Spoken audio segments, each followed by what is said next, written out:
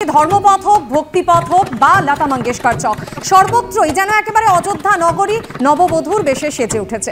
এই মুহূর্তে আমাদের সঙ্গে রয়েছেন আমাদের আরও এক প্রতিনিধি বিজেন্দ্র সিং। বিজেন্দ্র, এর আগে যতবারই তোমাদের কাছে ছবি আমরা দেখেছি ততবারই দেখেছি যে একেবারে সবাই ভাবাবেগ, ধর্ম, বিশ্বাস, সংস্কৃতি সব যেন একেবারে মিলেমিশে একাকার হয়ে গেছে। আজ যখন আমরা মহেন্দ্রক্ষণের কিছুক্ষণ আগে দাঁড়িয়ে রয়েছি, কি ছবি সেখানে?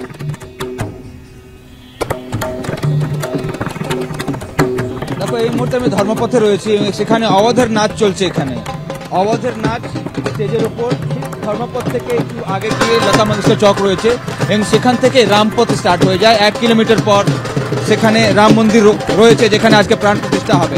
এই চিত্রটা দেখো।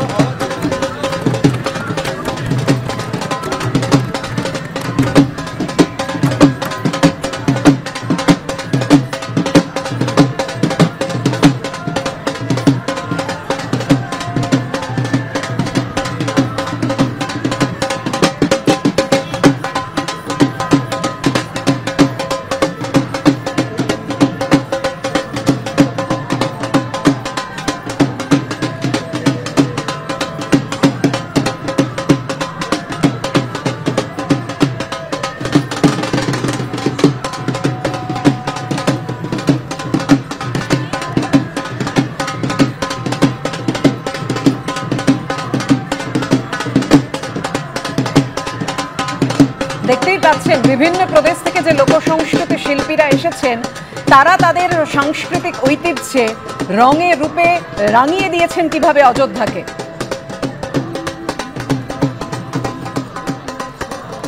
আমরা অবশ্যই আসবো, আমাদের সঙ্গে এই মুহূর্তে অতিথিরা রয়েছেন। আমি শতরূপাদির কাছে আসবো। শতরূপাদি, কি বলবেন? এটাকে কি ম্যাজিক বলবেন, ভক্তি আর আবেগের মিশেল বলবেন, যেভাবে উজ্জ্বল হয়ে উঠেছে আজকে অযোধ্যা, যা মাঘের শীতকেও কাবু করতে পারেনি?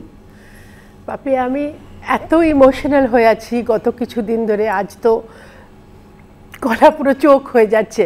আমি শুরুই করব এটা বলে, সিয়াপতি রামচন্দ্র কি জয়। অসংখ্য বছরের একটা হেট্রেডের রাজনীতি, একটা অত্যাচারের রাজনীতি, অসংখ্য মানুষের স্যাক্রিফাইসের পথ দিয়ে গিয়ে আজ আমরা রামলাল্লাকে নতুন রূপে আমরা পেতে চলেছি। রামলাল্লার আবির্ভাব হবে নতুন মন্দিরে, মাননীয় প্রধানমন্ত্রী প্রাণ প্রতিষ্ঠান করবেন।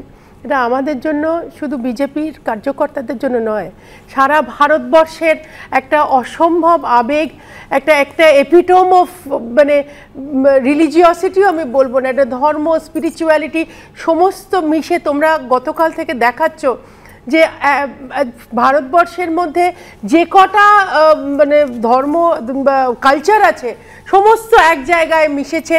কি সুন্দর দেখাচ্ছে অযোধ্যাকে, একেবারে সিনথেসিস হয়ে গেছে অফ ডিফারেন্ট কালচার্স। তো এই অযোধ্যা সঙ্গে যদি আমরা সেই দিনকার অযোধ্যার তুলনা করি, অযোধ্যায় নতুন রাস্তা, নতুন এয়ারপোর্ট, নতুন স্টেশন, সমস্ত কিছু শ্রীরামের বাড়ি ফেরার অপেক্ষায়। এইরকম মুহূর্ত তো আমরা ভাগ্যবান। আমরা ইতিহাস আজকে গড়তে দেখছি, আজকে নতুন ইতিহাসের রচনা হবে।